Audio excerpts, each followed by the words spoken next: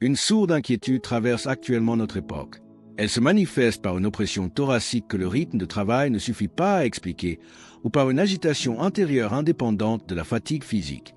De nombreuses âmes partagent la certitude que le monde converge vers un dénouement majeur, bien plus imminent que ne le laissent transparaître les gros titres des médias.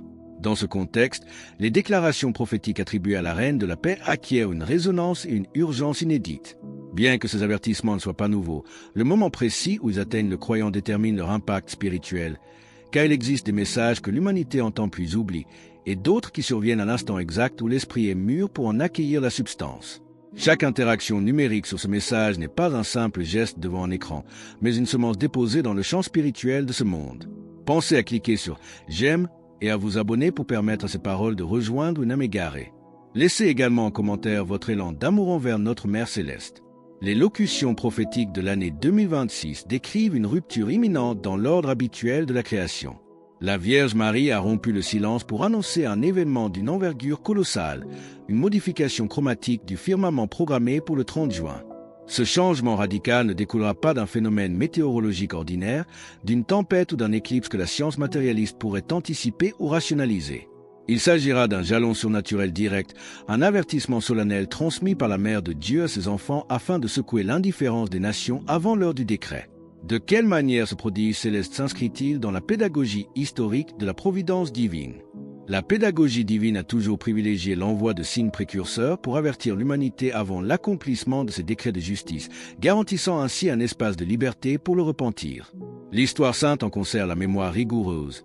Le patriarche Noé reçut les directives nécessaires bien avant le déclenchement du déluge, tandis que des messagers angéliques furent dépêchés auprès de Lot avant la destruction de Sodome. Plus proche de nous, en 1917, la Vierge se manifesta aux 3 pastoraux de Fatima avant le déclenchement des grands conflits mondiaux, délivrant des instructions précises pour préserver la paix des nations. L'annonce du 30 juin s'inscrit dans cette dynamique de miséricorde ultime. Trop d'hommes vivent aujourd'hui au sein des civilisations modernes comme si le Créateur n'existait pas, consumant leur existence dans la quête exclusive de l'argent, des plaisirs et de l'affirmation de l'ego. L'affaiblissement des repères moraux et l'installation d'une indifférence spirituelle délétère imposent une intervention capable de briser la léthargie des consciences. Le firmament lui-même, cette couverture immense abritant les peuples, agira comme le support visible d'un appel universel auquel nul ne pourra se soustraire. L'Écriture sainte atteste de la régularité avec laquelle les corps célestes traduisent la solennité des visitations divines à travers l'histoire du salut. Dans le livre du prophète Joël, au chapitre 2, verset 31, l'Esprit s'impose cette sentence immuable. Le soleil se changera en ténèbres et la lune en sang, avant l'arrivée du jour de l'Éternel, de ce jour grand et terrible. Cette sentence valide la préséance des signes cosmiques. Comment dès lors cette manifestation chromatique imminente se répercutera-t-elle sur l'état intérieur de chaque individu selon sa disposition morale?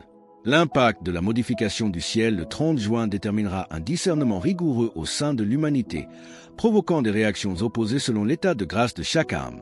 Pour les fidèles vivant en union étroite avec la divinité et nourris par l'oraison, ce prodige sera source d'une joie inexprimable et d'une certitude absolue de protection spirituelle, se déployant comme la manifestation concrète de la présence mariale.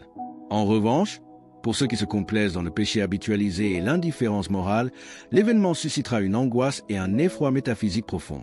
Cette terreur intérieure ne constituera pas un châtiment vindicatif, mais le réveil forcé de la conscience confrontée soudainement à sa propre fragilité et à la réalité des vérités éternelles qu'elle s'efforçait d'ignorer. Le ciel utilise ce choc salutaire comme une dernière passerelle de conversion avant l'accélération des tribulations futures. Les désordres climatiques actuels et le comportement altéré de la nature agissent déjà comme les jalons préparatoires de cette transition historique majeure. La Reine de la Paix demeure aux côtés de ses enfants à la manière d'une mère attentive, veillant à ce que la clarté divine triomphe infailliblement des ombres de l'histoire. Si vous choisissez aujourd'hui d'accueillir ces avertissements avec gravité pour réformer votre propre conduite et préserver votre maison des égarements de notre siècle, manifestez votre décision en inscrivant Amen dans les commentaires ci-dessous. Face à l'imminence de ce signe universel, la pédagogie mariale prescrit le recours à des armes spirituelles d'une efficacité éprouvée. Quels sont les exercices de piété et les disciplines sacramentelles indispensables pour fortifier l'Église domestique avant l'échéance? Le premier pilier de la protection domestique repose sur la récitation quotidienne et fervente du Saint-Chapelet, envisagé non comme une formalité mécanique, mais comme l'édification d'un bouclier invulnérable autour de la cellule familiale. Marie enseigne que chaque Ave Maria prononcé avec droiture agit comme une rose mystique déposée à ses pieds, formant une couronne de préservation capable de repousser les influences de l'adversaire. L'oraison régulière transforme l'atmosphère de la maison, restaurant la paix là où le démon cherche à introduire la division et le conflit. Le second pilier exige la pratique d'un jeûne hebdomadaire sincère, au pain et à l'eau si la Constitution le permet, ou par le biais d'un renoncement volontaire aux distractions mondaines, à l'usage compulsif des technologies et aux divertissements séculiers. Cette mortification de la volonté affirme la primauté de l'Éternel sur les nécessités temporelles. Enfin, le recours immédiat au sacrement de pénitence s'avère indispensable pour purifier la conscience des fautes dissimulées par l'orgueil ou la honte. La confession intègre et contrite obture les brèches spirituelles par lesquelles s'infiltre l'obscurité, disposant l'âme à aborder le signe du 30 juin avec la sérénité des serviteurs vigilants. Les directives célestes imposent une consigne pratique de claustration pour cette journée, invitant les familles à se rassembler au sein de leurs habitations sans céder à la curiosité ou au déplacement superflu. De quelle manière cette discipline collective prépare-t-elle le grand rassemblement de prières universelles fixé pour l'heure de la miséricorde? L'une des requêtes les plus spécifiques formulées par les récentes locutions mariales concerne la mobilisation spirituelle du 30 juin à 15h à l'heure exacte de la divine miséricorde. Le ciel réclame que chaque fidèle interrompe ses occupations temporelles pour s'unir dans la récitation fervente du chapelet de la miséricorde. Cet instant correspond historiquement au sacrifice suprême du Christ sur le calvaire, moment où le voile du temple se déchira et où les fondements de la terre furent ébranlés par la puissance de la rédemption. La constitution d'une telle trame d'oraison universelle, reliant des millions de foyers à travers les continents, générera un courant de grâce capable de fléchir le cours des événements et d'atténuer la rigueur des purifications futures. La Vierge Marie souligne que l'examen honnête de nos intentions intérieures prévaut sur les apparences de la piété extérieure, car le Créateur ne juge pas les manifestations de surface, mais la vérité rectiligne du cœur. Cette préparation intérieure doit s'accompagner d'une prudence élémentaire concernant la gestion du sanctuaire domestique, en le purifiant de tout objet ou amulette contraire à la foi chrétienne. Pour rejoindre notre communauté et ne manquer aucune histoire inspirante, pensez à cliquer sur « J'aime » et à vous abonner.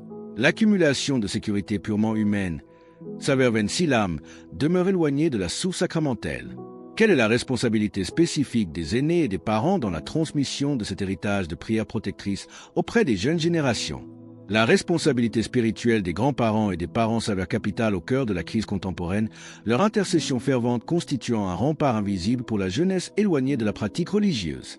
L'histoire de l'Église démontre que la persévérance d'un ancêtre peut fléchir la volonté divine et ramener une oie égarée vers le bercail, gravant dans sa mémoire une ancora métaphysique qui réapparaîtra lors de l'effondrement des sécurités séculières. Consacrer les habitations par l'usage de l'eau bénite et l'installation de crucifix sur les portes matérialise cette juridiction de la foi. La prudence commande d'organiser la réserve de provisions basiques, eau potable, denrées non périssables et bougies bénies, afin d'assurer la subsistance des proches durant les périodes de rupture technique, sans pour autant verser dans la paranoïa ou l'obsession matérielle. Lorsque les canaux traditionnels de la société s'obscurcissent, la Providence utilise les moyens les plus humbles pour propager ses avertissements à travers le globe. L'obligation de confesser publiquement sa foi, sans craindre le jugement ou la dérision d'un monde sécularisé, distingue les veilleurs des âmes endormies. Le Christ a prévenu avec sévérité qu'il renierait devant son Père quiconque se serait enorgueilli de sa propre honte morale devant les hommes.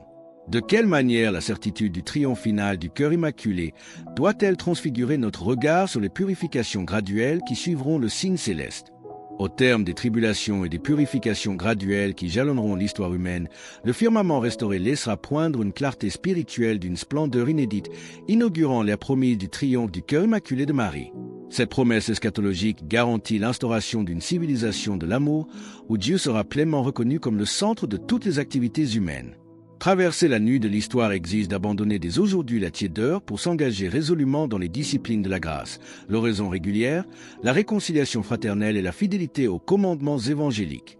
La vigilance constante définit le statut des élus, qui maintiennent le regard fixé sur les réalités éternelles tout en accomplissant leur devoir temporel avec justice. En renonçant aux rancunes tenaces pour accorder un pardon authentique à nos frères, nous fermons les portes par lesquelles l'adversaire cherche à détruire l'Église domestique. L'arche de la nouvelle alliance demeure ouverte, guidant les pas des fidèles vers l'aurore d'un monde renouvelé par la miséricorde souveraine du Très-Haut. Alors que nous concluons sur ce choix crucial et cette transformation à opérer, nous vous invitons à déclarer votre foi. Commentez « Jésus est roi ci-dessous » pour affirmer cette vérité avec nous. Et votre parcours ne doit pas s'arrêter ici. Cliquez sur la vidéo qui apparaît maintenant sur votre écran pour un autre message puissant que nous avons préparé pour vous.